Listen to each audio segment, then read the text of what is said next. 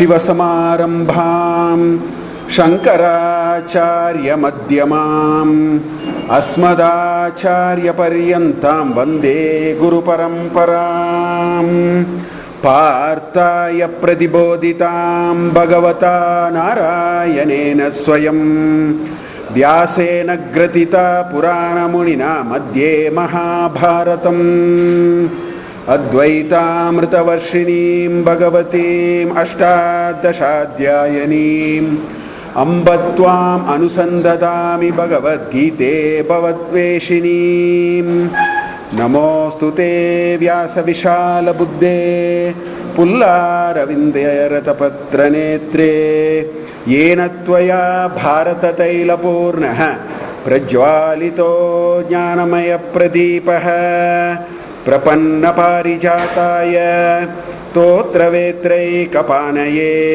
ज्ञानमुद्राय कृष्णाय गीतामृतदुहे नमः। सर्वोपनिषदो गावो दोग्धा गोपालनन्दनः पार्थो वत्ससुधीर्भोक्ता दुग्धं गीतामृतं महत् वसुदेवसुतं देवं कंसचाणूरमर्दनं देवकी परमानन्दं कृष्णं वन्दे जगद्गुरुं हरिः ओम्।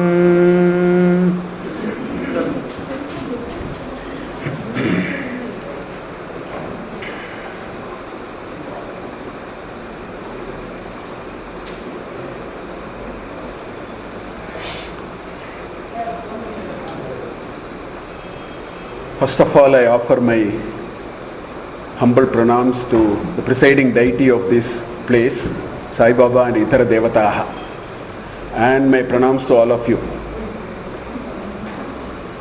Also my pranams to the President of the Trust, Sri Ramakrishna, and the man behind everything, my Sri GL and his family for making this happen.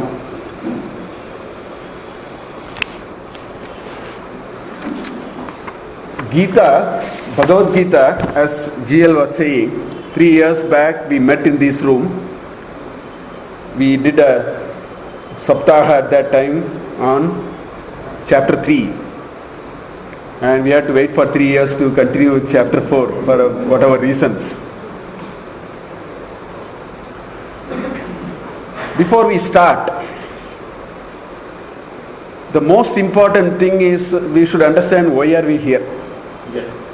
Because there are 1,000 things to do, 1,000 competing things to do. Why did we choose to come and sit here? Because I always ask this question to myself. Giving up all other activities, why am I here trying to share my thoughts, and why are you here to listen to this? I think it is very important for us to first know this.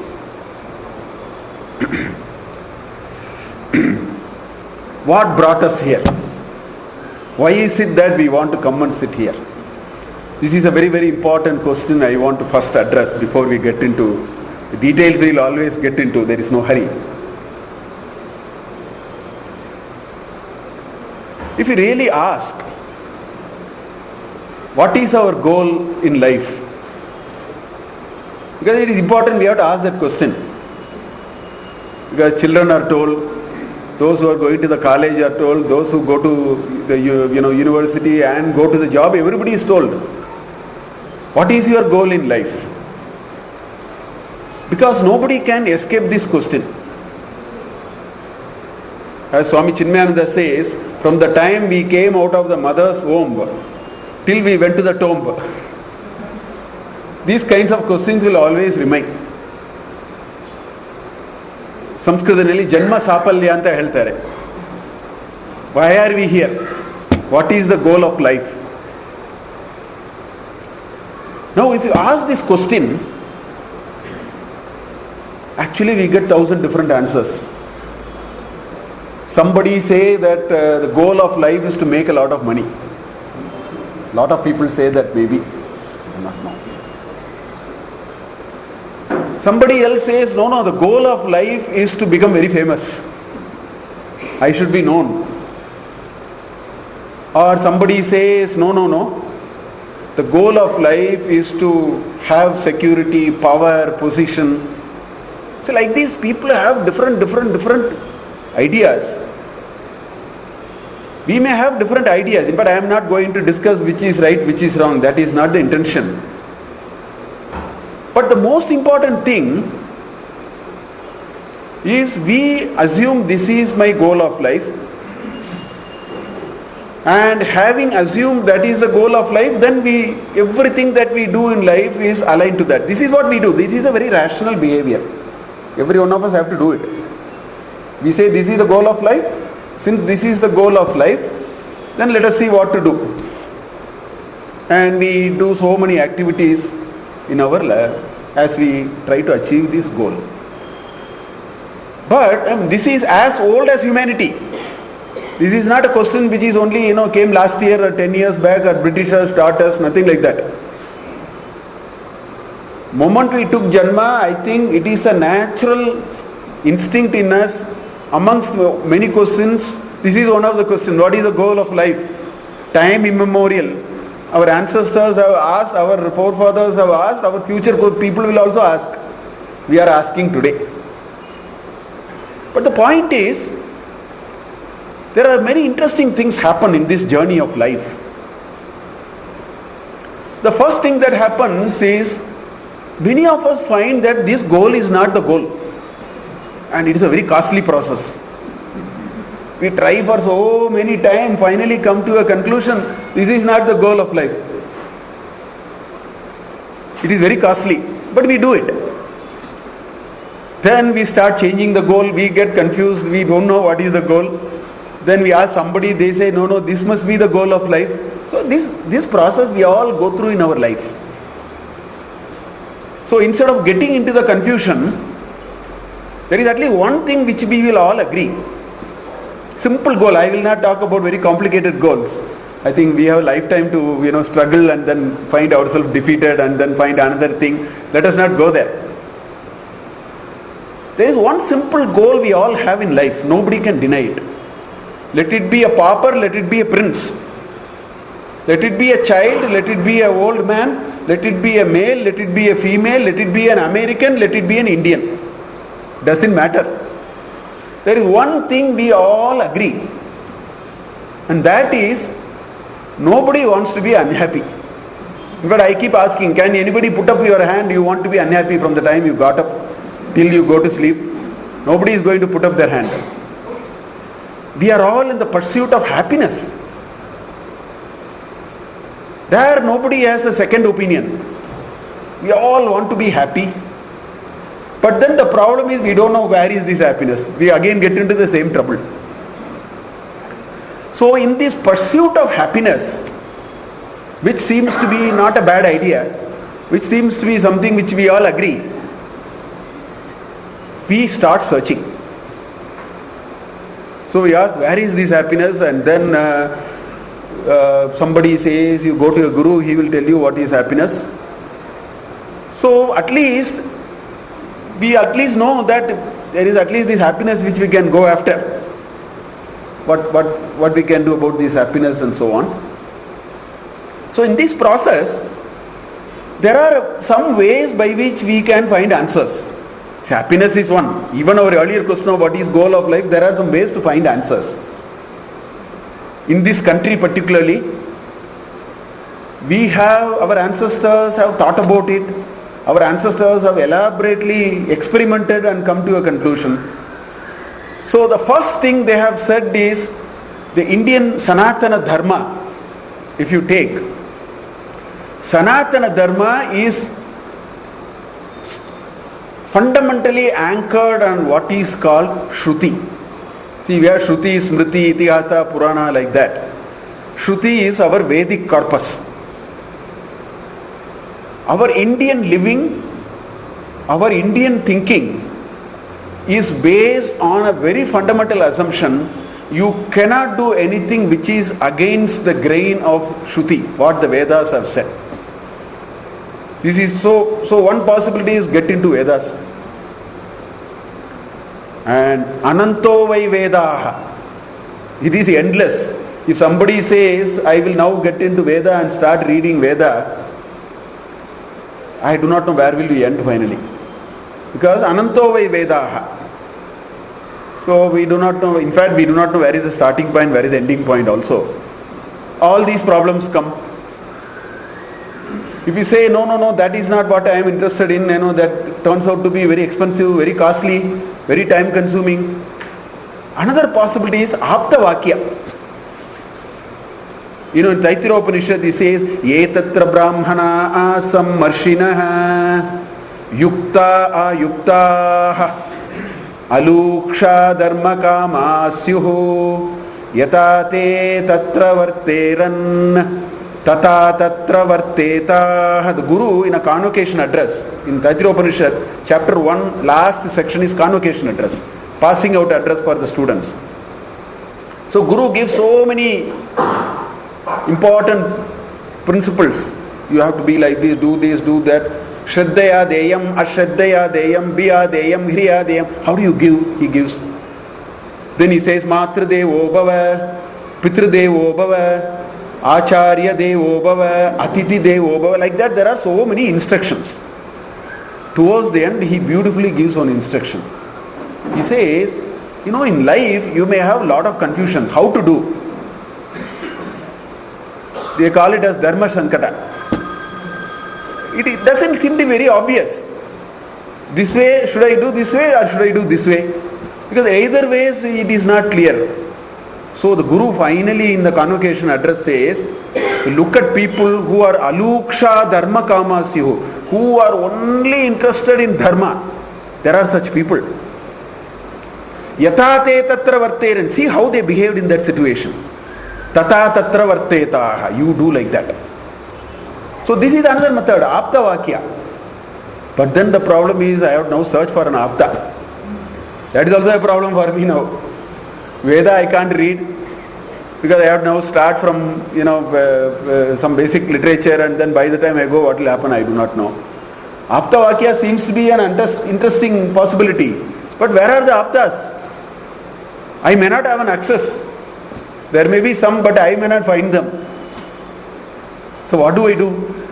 This is the second problem. So when these kinds of challenges that we all face, we will continue to face thousands of years later, thinking all these, by sheer infinite compassion,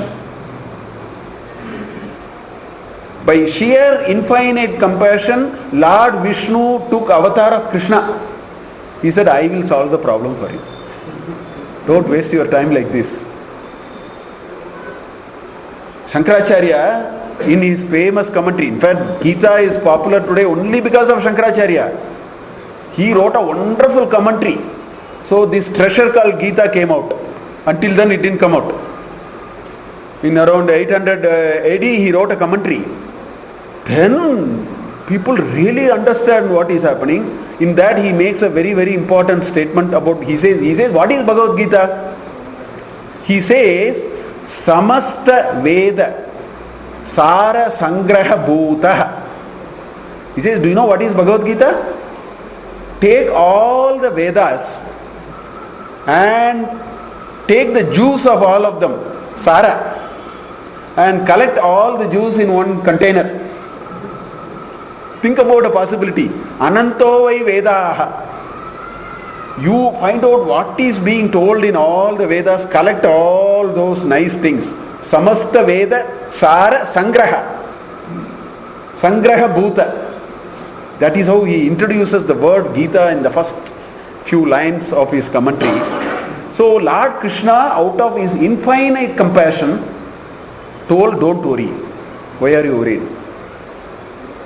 I will tell you. See, this Arjuna and battlefield are all nimitta. We should not actually waste any of our time. I find lots of people trying to find a historical evidence where Arjuna existed. Whether how is it possible that something is happening on the battlefield? Dhritarashtra, is there a telecast? Live telecast. So all these are needless distractions. If you want Sukshma, you should not waste time like this. You have to decide what you want. You want Stula or Sukshma. In life, it's not about Gita. In life, if you want Sukshma, you should first switch off your analytical mind. Sukshma never comes out of analytical mind. Never. See, Draupadi was dragged into the court after they lost the game of dice. Duchadan came and then Duryodhana said, disrobe her. Vastraparana had happened. Now he started.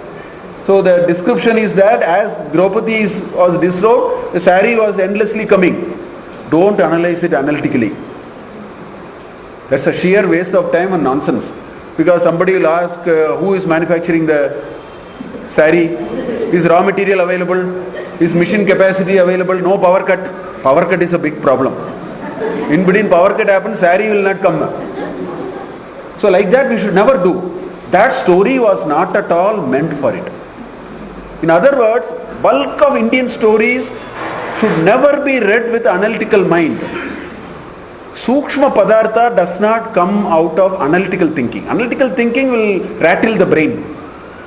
Use the brain very well and then get some, you can put some box, in management we teach all that. Put a box, put an arrow and then put 2 arrows out of it. Put a 2x2 matrix and explain. All these are fine. Sukshma doesn't come like that. Sukshma happens here. It never happens in a book. It never happens outside. Sukshma happens here. We will see in chapter 4, Jnana Sampadana Vishayaha. We will see later. So, the point is that Sukshma is, if you want Sukshma, then you should not ask, Sanjaya, how did he see, where is Dhritarashtra, where is Sanjaya, all those are irrelevant. Gita has, as GL was saying, as Ramakrishna was also saying, Gita has everything for us to give that goal, that it will tell us what is the goal. It will tell us how to, pursue the goal. It will tell us how to reach a stage where you will stop about this goal business itself. Chapter 5, if you go into Bhagavad Gita, you will find that this goal business is not required anymore. That is a much better thing. Rather than wasting our time in these goals and all that. Think of a situation where this notion of goal is unimportant. That is a much better stage. So this is the charm of Bhagavad Gita. Now Shankaracharya, when he wrote the commentary, he wrote a 10-sentence preamble. I already said one of that was Samasta Veda Sara Sangraha Bhutaha. Somewhere he mentioned, that is how he refers Gita. But in the first 2 sentences, he writes something very beautiful. He says, Dvivido Vedokto Dharma. In Veda, there are 2 dharmas, 2 types of dharmas. Dvivido Vedokto Dharma. Pravritti Lakshano Nivritti Lakshanascha Jagataha Sthiti Karanam. First line he says is, the stability of this Jagat squarely rests on 2 cardinal principles of Dharma, Pravritti Lakshana and Nivritti Lakshana. Duvido Vedokto Dharma Pravritti Lakshano Nivritti Lakshanascha Jagataha Sthiti Karanam. Then he says, Sakshat Praninam Abhyudaya Nishreyasa Hetuhu. He says, why do you need Pravritti and Nivritti? Why these 2 are the important dharmas? Praninam. He never said Manushyanam. He said Praninam, which means living beings. For living beings also you need Pravritti and Nivritti. A dog also needs Pravritti and Nivritti. You may not understand the language. See, the humankind is so arrogant, it thinks what it doesn't understand does not exist. That's not true. If you need Nivritti, a cow also needs Nivritti, cow also needs Pravritti, a dog also needs Nivritti, a one cell amoeba needs Pravritti and Nivritti. You may not know it. Science will take some million years to find what it is. Then let it be engaged. So he says Pravritti and Nivritti are required, and how do you get it? Through what is called Abhyudaya and Nishreyas. He says there is something called Abhyudaya, there is something called Nishreyas. And what is Abhyudaya? It is security, material benefits. We all need material benefits. We want to make sure we have food. We want security. We want some decent clothes to wear, some job security, some children education. These are very reasonable. There is nothing unreasonable about this. There is nothing wrong about it. I think in a basic parameter of dharma, this is perfectly within the context of dharma. That is called abhyudayas, material benefits. But the material benefits is not enough. If you say I have accumulated tons and tons of money, I can only tell you, you can die in a golden cart instead of a wooden cart. That is the only difference. If you have a lot of money, you can even have a diamond studded cart also, in which you can breathe your last. What is nivritti? Nivritti is saying, how do I make sure my last sleep is peaceful? We are all working only for that. We are living and eating and working and doing everything. The kind of service that is happening here is filling our heart. Filling our packet is only one half of the story. We have to fill our heart. God has given us something called heart, which we have to fill. So filling the heart gives us a peaceful sleep. And that is called nivritti. That comes through nishreyas. So Shankaracharya says, this world, stability, depends on pravritti lakshana and nivritti lakshana, and living beings pursue this through what is called abhyudayas and nishreyas. And then he went on to say, Gita Dharma has both. That is where he is coming. He is saying the Gita, that's why it is Samasta Veda Sara Sangraha, because in Veda both are there. In the Purva Bhaga of Veda, there is a lot of ideas and principles available for Abhyudaya. In the Vedanta, there is a lot of principles available for Nishreyas. That's why Dvividokto Dharma, Vedo. So, Bhagavad Gita is a text which will give us Pravritti Lakshana and Nivritti Lakshana. Today, what has happened, and Shankaracharya says, you cannot swing the pendulum to the extreme. That's why I use the word Jagataha Sthiti Karanam, both are required. You cannot say the whole society should have only Nivritti. It is unsustainable. Nor can you say the whole society will have only Pravritti Lakshana. Today we seem to be heading there.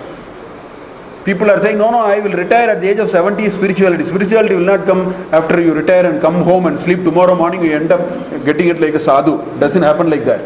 Spirituality, like any other habit, must be courted from the age of 15. Spirituality does not come just because you retired and tomorrow morning you got up and finished. Everything is spiritual world. Nothing. You will need 5 janmas to get spirituality if you didn't catch it early. Better to catch it early. So that is what Bhagavad Gita is teaching us. And that is why Bhagavad Gita is important, and that is why we are here. Because we all want Pravritti Lakshana and Nivritti Lakshana. God has been kind to all of us. We have somehow recognized it. That's why we came here. Otherwise, there are other things to do. You can malls, you can spend, shop till you drop. You can keep on spending money. If you don't spend money, also have 5 credit cards and EMI. So if you want, you can do all that. Why did we come here? I think God has showered His blessings on us. That's why we have understood there is something more we have to do in life. We may do it through social service, we may do it through pravachanas, we may do reflection, we will do everything. That's why we are sitting here, we have come here. That is why Gita is great. Gita has such wonderful piece of knowledge. Now, this year we have chosen to take chapter 4. To quickly look at, as we all know, Gita is, Arjuna was just nimitta. Arjuna and the battle is only a nimitta. Every one of us fight a battle. You know, in chapter 8 of Bhagavad Gita, there is a 8th shloka. Tasmat sarveshu kaleshu mam anusmara yudhyacha mayarpita manobuddhihi mameva yeshyasi nashamshayah. He said, Krishna said, yudhyacha. He says every day it's a fight. We are all waging a war. And the enemies are sometime inside, sometime outside. Quite 90% of the enemies are inside. Actually, the enemies are not at all outside. Sometimes we may think our enemies are outside. No, enemies are inside. So we are all fighting a war. So Krishna has taken that symbolism. My understanding is I am not bothered about Kurukshetra war, I am not bothered about whether war happened. All that, let historians do it. They are doing it for their livelihood, let them do it. For us, the issue is, there is a simile here. There is an anecdote here. There is a war. And what is a war? Life is a war for us. Because we don't know what is the goal, we don't know which way to go for reaching the goal, and we find that we are defeated at the end of the day, we start afresh tomorrow morning. So our life is in some ways a war. And that Arjuna represents each one of us. The Arjuna represents each one of us, and the Krishna represents that Ahetuka Daya Sindhu. In Viveka Chudamani, the definition of Guru, Shankaracharya uses a beautiful word. He says, Ahetuka Daya Sindhu. Without Hetu, there is no reason for him to show compassion on you. Daya Sindhu. He is the definition of a Guru. That's why Krishnam Vande Jagat Guru. We said Krishna is a Jagat Guru. Why? Because he is a Gita Acharya. So he is the proxy for the Guru. Arjuna is the proxy for all of us, and we are all going through the fight. So Arjuna Vishada Yoga, every one of us are going through in our life. There are occasions in our life where we don't want to, our children are not listening to us, nobody is listening to me in my house, and my boss is also abandoned me. Whatever work I have done, he has not recognized or she has not recognized. My subordinate is not listening to me. My sister is not listening to me. The mood of that person, if you want to know, read chapter 1 of Bhagavad Gita. It may be in the context of war. You know what he did in the 46th shloka? You should read the 46th shloka in chapter 1. He said, I am Ashastrapani. He said he dropped all his arrows. Bow, arrow, everything he dropped. Dhartarashtra Shastrapaneya. They are all ready because they have blown the conch. So everybody is ready for the war now. That's the protocol. When the conch is blown, now you can start. So literally what he said? He said, if they kill me, nothing like that. A great warrior, what is he saying? If they kill me, I will be happy. In 2018, he would have taken his mobile phone and ordered for a Uber. Run away from the battlefield. Uber or Ola, and then take the car and go. In 2018, the Gita would have been written like that. We are all in that stage many times in our life. Please don't escape that fact. There are occasions when I felt, why am I here? Let me run away, go away from this. Temporarily, God has been kind to us. These are all temporary feelings. Arjuna also had temporary feelings. What I am saying is every chapter in Gita can map 100% to you, not even 99%. So the Arjuna Vishada is our Vishada. We have actually gone through this problem on a daily basis. So we need answers for that. That is how this chapter 1 of Bhagavad Gita is. Now in chapter 2 of Bhagavad Gita, see, this Bhagavad Gita is, by some count it was written 5,000 years back, and some other count, all that is there. But the way they write books today, if you buy the new, Harvard Business School latest books, and you should see the trend. In the last 15 years, I see this trend. Because as a professor, I keep reading the book. That's why I know what is happening in this book writing business. I also write book. Now the trend is, previously books, there will be chapter 1, chapter 2, like that it will go. Now you know what they do? In the first chapter, they actually introduce a problem. In the second chapter, in Samkshepa, they give the entire thing they are going to discuss in the rest of the chapter. These books are written. Now I am saying books are written like that. First chapter, they introduce the problem. Chapter 2, what they have actually communicated in the rest of the book is written. Then each of that becomes each chapter. This is how I find books are. Krishna did exactly in Bhagavad Gita. The same thing. Chapter 2 of Bhagavad Gita, which is the second largest chapter, 78 shlokas in 18th chapter, 72 shlokas in second chapter. This is the second biggest. It's a beautiful summary of what he wanted to say. Sarva Shastra Sara Sangraha is there. It's a simple, cute summary. First 11 shlokas is Arjuna, still saying, I want to run away from this place. He continues to have this Vishada. From 12th shloka to 25th shloka, roughly, he introduces Jnana Yoga. Grand ideas of Jnana Yoga are laid out. Then, from that up to the 53rd shloka, that middle part, Karma Yoga. Karma Neva, Vikaraste, Adhikarahate, Mapaleshu Kadachana, Karma, Mate Sangasta Karmani, all those shlokas. The next 15, 20 shlokas, he introduced beautifully, in summary, he introduced the Karma Yoga. Then, Sthita Prajnasya Ka Bhasha, 54 to 72, he introduced what kind of achara vichara you must have so that you can reach that. This is what is discussed in the remaining 16 chapters. That's what he did. Then, so this entire summary is now available in the second chapter. Now in the third chapter, the first thing he did was he took karma yoga. You may be wondering why. All these are very, very thought about, very important ways by which we have to understand our journey of evolution. You know, in Ishavasya Upanishad, there is a nice sloka. It says, Avidyaya mrityum tirtva vidyaya amritam ashnute. That Veda says that you have to first cross this ocean of birth and death. There are two-stage process for evolution. Evolution is not one stage. It is actually two stage. And what is stage one? Stage one is you have to first get out of this birth and death. This is an endless journey. First you have to get out of that. So Ishavasya Upanishad says, Avidyaya mrityum tirtva. And Adi Shankara says Apara avidya. Then in Mundaka Upanishad he gives the definition. Essentially all Veda, this, that, Gita, everything he calls avidya. Because it will help you for stage one. And then vidya, when you got jnana, amritam ashnute, you consume immortality. That's what Ishavasya Upanishad says. Now if you look at Veka Chudamani, Adi Shankara says it even better. He says, karma chitta shuddhyarte na vastu upalabhyate vastu siddhi vicharena na kinchit karma koti bihi. Shankaracharya says, why do you do karma? He says, karma chitta shuddhyarte. In fact, the greatness of Bhagavad Gita is telling you don't run away from work. Mate sangastu akarmani. When we are in the society, we have to be part of the society. Do what we can do, what is best suited to me, you do.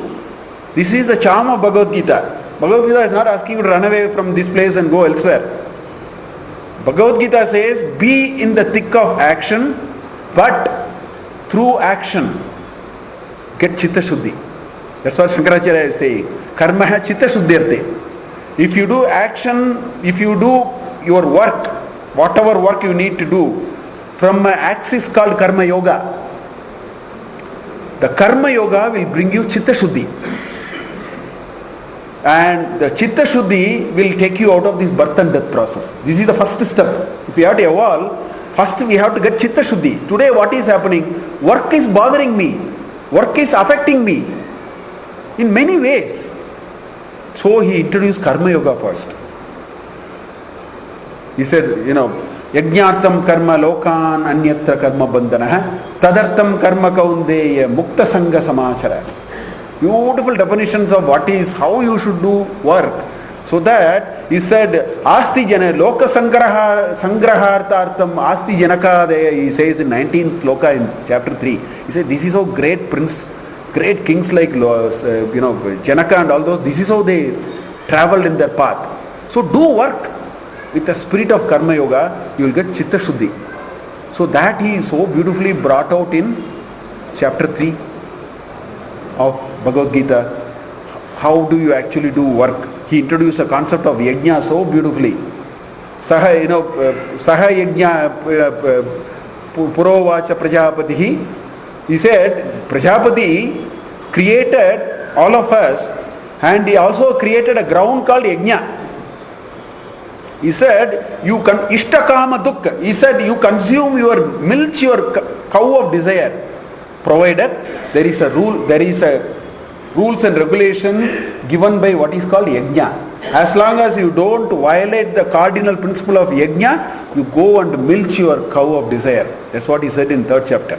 In other words, in 3rd chapter, he told us, do work so that work gives you that freedom. Work is actually tying us today in many ways. So he introduced that in chapter 3. That's why it's called Karma Yoga. And once he introduced that, he moved on to chapter 4.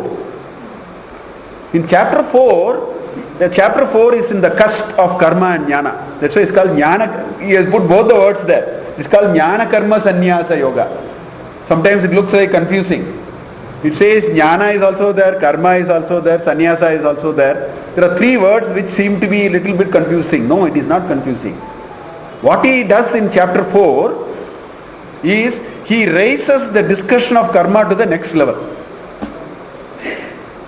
In chapter 3 he said, learn to do work very well so that it doesn't bother you. That is what he said, you train yourself first like that.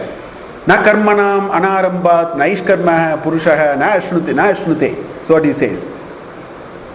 He said, unless you start work, you will not get the state of naishkarmya. Naishkarmya is not doing work. Work has to leave you. You cannot leave work.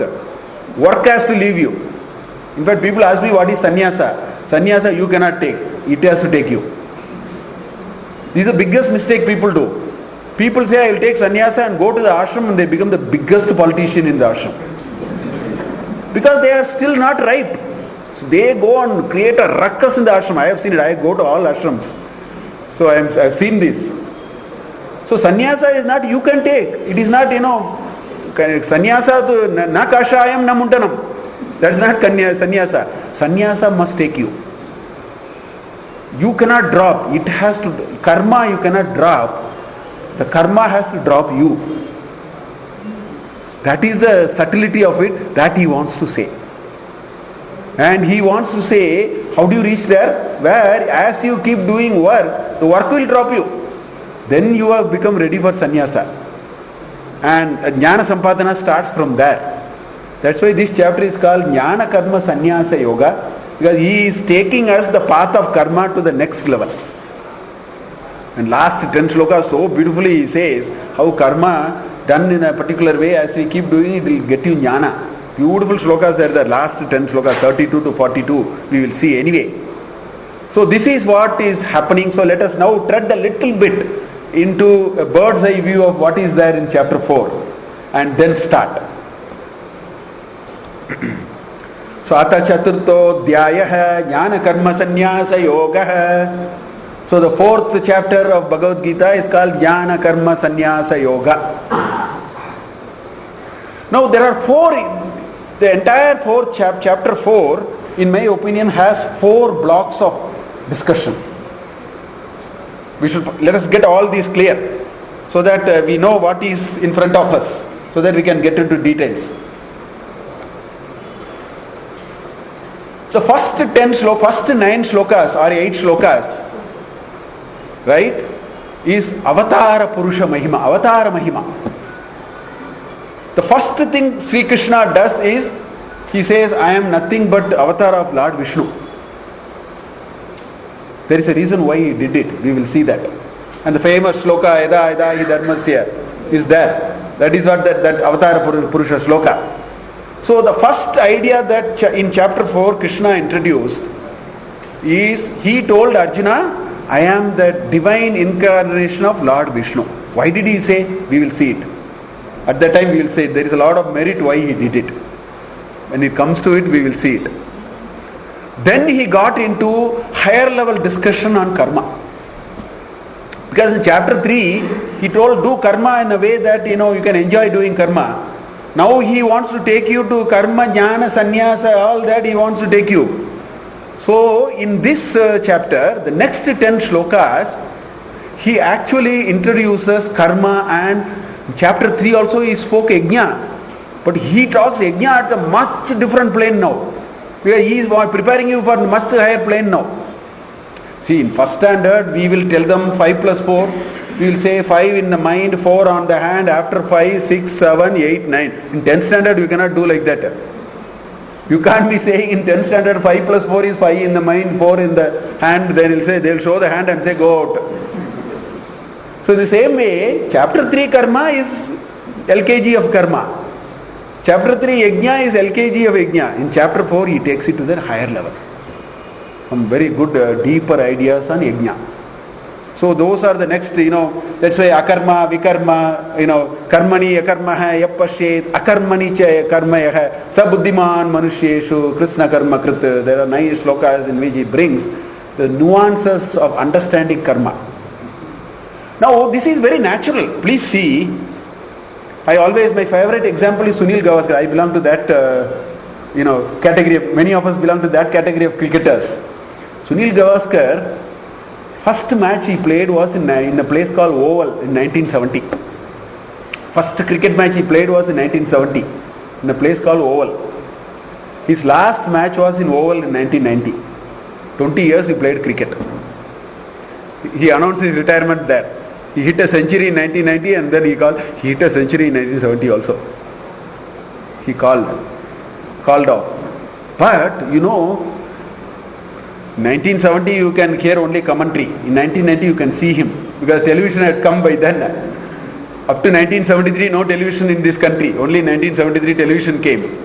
And the first test matches and all 78, 79 onwards only you could see it. But what my own reading was the Sunil Gavaskar of 1970 was somebody who was raw in karma. For him world was all fame and century and all that. The Sunil Gavaskar of 1990 was not like that.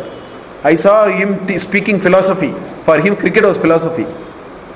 Why I am saying this example? This is what karma will do to every one of us. Karma will evolve us if we do karma properly. That's why Krishna says, na karmana manarambat naishkarmaha purushoshnate. If we do karma and do it well, we will evolve through it. That is what he is bringing in chapter 4. That's why he takes it. It is a very natural process.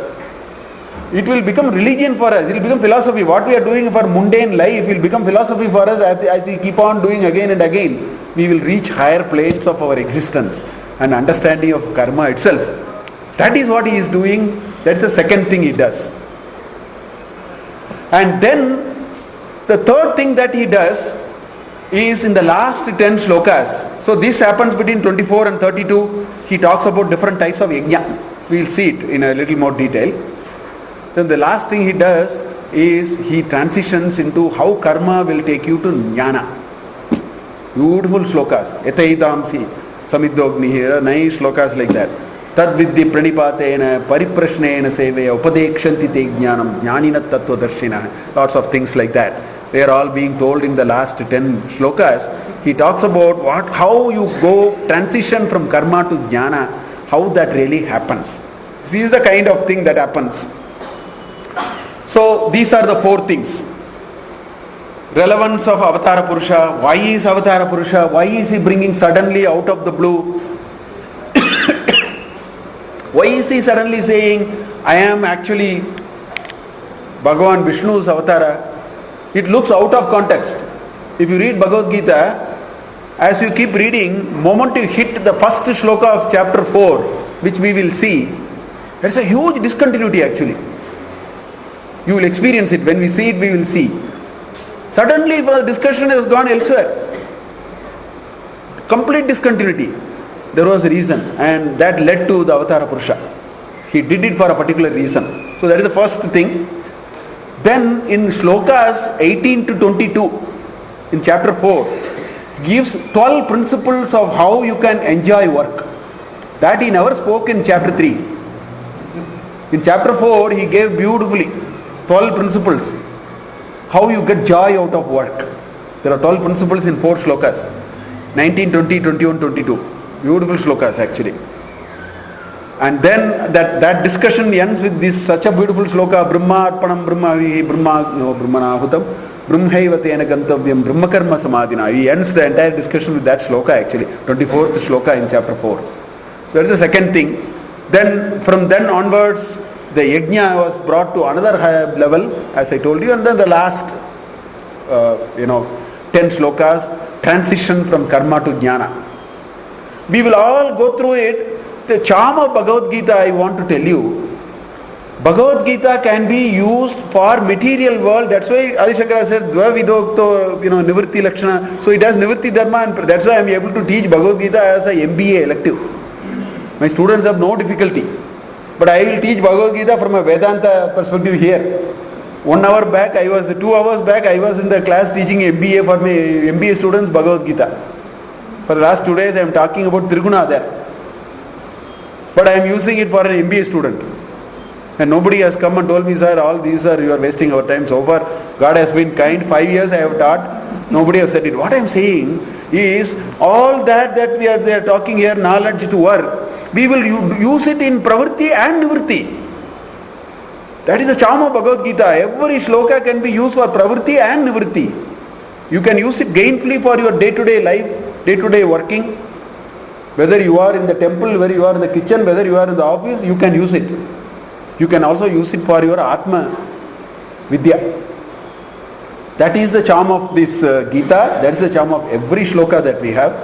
And that is how chapter 4 is. So with this sort of an introduction, I think we should at least tread into one shloka or two before we call it for the day. It's already 8:05. So we will spend about 10 minutes. We will start with the first shloka. Before that, I think I have a detailed, count by count of all the shlokas. First 12 shlokas, Avatara Purusha Mahima, up to that I will logically go. Where he said, Arjuna actually asked, Katam vetat vijaniyam tomado proktavanidhi. You are confusing me. What are you trying to tell? Like that he asked a question. And returned to that he said, Arjuna, you don't know who I am. I am Avatara Lord Vishnu. Like that he gives answer in the 5th to 8th shloka. Then there is a beautiful Vitaraga Bhayakroda Manmana Bhagavaha Jnana Tapasa Puta Madbhava. It's a concept of Jnana Tapas. Wonderful concept called Jnana Tapas. Every one of us can do Jnana Tapas in our day-to-day work life and in our nivritti. That's the charm of that shloka. Jnana Tapas talks about that. Then as I told you, the next 10, 11 shlokas are all about karma. And where is it starting from? Chaturvarnyam maya kristam gunakarma vibhagasaya. From that it starts. There are 4 varnas. Today in fact in my MBA class I talked about varna. I told them, understand this. Today we have brought it to a plane which makes no meaning. It is used by politicians conveniently for their ends. It's a wonderful concept with, I actually derived some equation to show them how the 4 varnas will come from the 3 gunas. I actually did an equation. Permutation combination. I finally showed them that the 3 gunas, if you do this, it will end up only with 4 varieties. And those 4 varieties are 4 varnas. That is behind all this. People don't understand any of those. Chaturvarnyam maya system gunakarma vibhagasaya tasya kartaram apimam vidya kartaram avayam. That shloka, and then it goes on. The nice principles of how to discover the joy of work and all that it goes. Then Brahma Arpanam Brahma Vihi Arabhya. From that shloka onwards, 9 shlokas on higher principles of yajna. How you do the yajna of prana into apana, apana into prana, all nice ideas to get this concept very clearly. All that he does. And the grand finale of this chapter are these shlokas on knowledge. It starts from here and says how knowledge actually you develop. This can be used for pravritti and nivritti. Although the intent, people may think it is for nivritti. No. You can use it, please use it for your day-to-day living, use it for your self-evolution also. That is why I love Gita. I have respect for Gita only for this reason. I pray Gita only for this reason. It helps you for both your pravritti and nivritti. That is the charm of that. That's why Gita is great. In this country, I do not know how many of you are aware, in this country we had a very robust accreditation. So today people say accreditation. Whether what you are qualified, or your quality is good, or you are credible. So we call it accreditation. Quality accreditation, this accreditation, that accreditation. Companies are accredited. If you have a kitchen, then food safety will come and accredit it whether your kitchen is all right. So we had an accreditation principle.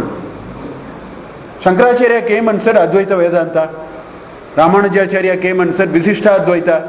Madhvacharya came and said Dvaita. Then you had in Bengal, there was this Bhakti movement and all that. The question is, how do we say that what they said is credible or not? This is a question. Not anybody can come and say anything and get away. You need an accreditation. Somebody must say this is correct. We had a principle for it. And that principle was, whatever I say, for example, Shankaracharya said, world is Maya. There is something called only Advaita. The world, there is only one. Brahma Satyam Jagan Mithya, so many things he said. Now his entire Siddhanta, Advaita Siddhanta, the philosophy of knowledge, thought and ideas which Shankaracharya actually brought, will be accepted only when it is not in contrary to 3 important texts in this country. It's called Prasthana Traya. 3 texts. And what are those? Brahma Sutra, 550 aphorisms are there, short sutras. Brahma Sutra, Dasha Upanishad, 10 major Upanishads, and the third was Bhagavad Gita. That is the position for Bhagavad Gita. So Shankaracharya must write a Bhashya for all the 3 using his Siddhanta, and that will be debated, and when people agreed it, Advaita Vedanta was agreed. Ramanujacharya wrote a Sri Bhashya. He also wrote for Dasha Upanishad, he also wrote for Brahma Sutra, he also wrote for Bhagavad Gita. Anandatirtha Madhvacharya also wrote a Bhashya for Bhagavad Gita, wrote a Bhashya for Dasha Upanishad, wrote a Bhashya for Brahma Sutra. That is the position for Bhagavad Gita. Bhagavad Gita is one of the Prasthanatraya. Why? Because it is the Samasta Veda Sara Sangraha Bhuta. So that is the greatness of this text. That is why any day you read the Palashruti, he mentioned one Palashruti. You read the Palashruti of Bhagavad Gita, it's so nice. That is why this is a great text, and we will be blessed any day, any number of times we can listen, contemplate, and so on. So we'll start with the first sloka. Shri Bhagavan Uvacha Imam Vivasvate Yogam Proktavanaham Avyayam Vivasvan Manave Praha Manurikshva Kave Bhavit. This is the first shloka, and I will put the simple Anvaya first, then let us get into deeper concepts. He said, Imam Avyayam Yogam. All that you have to collect. Imam Avyayam Yogam Aham Vivasvate Proktavan. First line is a prose order is this. This Avyaya called Yoga, I told to Vivaswan. Vivaswan is sun god. Right? So it says, Imam Avyayam Yogam Vivasvate Aham Proktavan. That is jumbled now in the shloka first line. That is the first line now. Krishna is saying Bhagavan Vacha. Shri Bhagavan Vacha. Bhagavan said, I told this great yoga to Vivaswan. Then there are 2 sentences in the second line. Vivaswan Manave Praha. Vivaswan told to Manu. We are all Manavaha, Manukula Jataha. We all came out of Manu. That's why we are called Manava. We are called Manava, no? Because Manukula Jataha. That's why we are Manavas. So, Vivaswan Manave Praha. Vivaswan in turn told it to Manu. That's the second sentence. Then there is a third sentence. Manuhu Ikshwakave Abravit. The Avagraha symbol is then Sandhi, the Akara has gone, the Yes has come. So when you split it, it becomes Abravit. So Manu in turn told Ikshwaku. So this is the first line, the first shloka. So simple straight meaning is, all out of the blue Krishna, while he was talking about Karma Yoga and all that, he dropped everything. Suddenly he comes and says, you know Arjuna, I actually told this to Vivaswan. And Vivaswan in turn told to Manu. Manu told to Ikshwaku. Now, there are several questions that come out of this. First of all, what is all this? He was discussing something. Why did he drop it and come to something else? This is one question that will come, because suddenly he is getting, instead of talking about some yoga and all that, he says, I taught somebody someday. Like that he went. That is point 1. Point 2, he has used three people here. Vivaswan, Manu and Ikshwaku. Because these are very, very important in our dynasty. See, if you look at Puranas, we have Ashtadasa Mahapuranas, 18 Mahapuranas and 18 Upapuranas. There are 36 in all. 18 Mahapuranas and 18 Upapuranas. I do not know how many of you know, there is something called Purana. Purana cannot be written just like that. There is a Lakshana for Purana. There is a Pancha Lakshana and there is a Dasha Lakshana. It all depends on how much detail you want. There is something called Pancha Lakshana. I will talk about only the Pancha Lakshana. Our ancestors wrote Purana not just like that. It is not like this, nowadays they write some modern music. Simply they write a few sentences, some little bit of rhythm is there, that's all. In Tamil Bhasha they say Pudu Kavide. You generally put some prose and then put it finished. There is one poem come out of it. Purana was not written like that. There is a paddhati of writing Purana. So there are 5 major lakshanas for a Purana. First thing is, every Purana must talk about Sarga. Origin of universe must be discussed in a Purana. Lakshana 1. That's why in Srimad Bhagavata, Tritiya Skanda, you will find it will be only origin of universe. In Vishnu Purana, the origin of universe will be told differently. In Padma Purana, the origin of universe is, but they will handle the topic. So, Sarga, right? The second Lakshana is, you should talk about lineage of kings. Vamshottara. That's why in Purana you will find a lot of discussion on Vamshottara. The third Lakshana is, you should talk about dissolution of the universe. Not only, see, today this has become the most important idea which scientific world is grappling. They don't know how to actually explain origin of the universe. Big Bang theory, they say this, that, so many things they are saying. They have not understood how to explain. But how the universe started is a very interesting question for us. Don't dismiss it as a useless question. It's a very interesting question.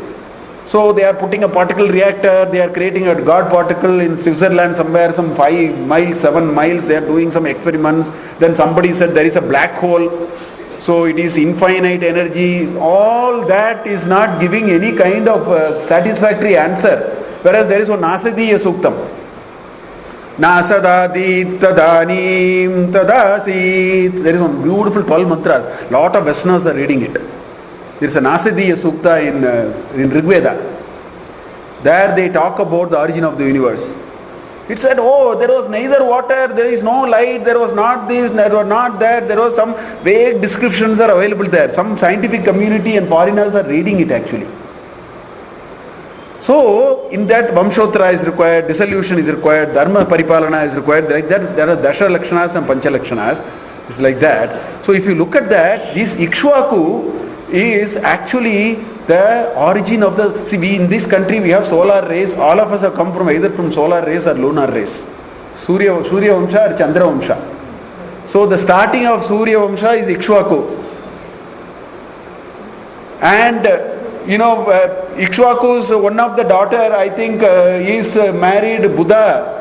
Buddha is Chandra's son. So the Chandra Vamsa started there. So this king is very important. So it was not a arbitrary selection of names. It only indicates that from the beginning this idea, so what is it being communicated here? From the very beginning this idea has been told. This idea existed time immemorial. When the origin started, the universe started, at that time this started. So this is how Krishna starts. I think we should stop here. It is 2017 now, 8:17. I have a clock running in front of me, fortunately in this computer. Anyway, I think we will continue tomorrow. And the first day, of course, we need to do all these very pleasant things, so we need to take off a little time. From tomorrow onwards, hopefully we will be able to catch up to speed. And with the grace of the Lord, we should be able to continue. I think at this stage we will stop here and we revisit the shloka tomorrow and understand why did Krishna all of a sudden started talking about all that question we have not still answered. We will do that over the next 2-3 shlokas. We will do that, and we will meet at 6:45 p.m. tomorrow. Sharp 6:45. Today I must apologize. Since this took some time, I came very early. Since I had to set this up and there were some issues, but without visiting the presiding deity, it is inappropriate for me to do anything. That's why I requested he was kind enough to take me through a VIP route, and then I had the darshan and then came back because I think it was the Arati time. So today it was, tomorrow we will sharp start at 6:45, not a second less or more. Somebody suggested we could start at 6:30 and go up to 8:50.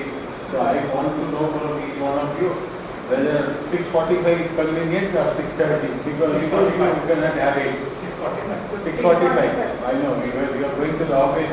That's why it was also there are many people going to the office, come back, and 6:45 is convenient. Okay. Now I said if you have any.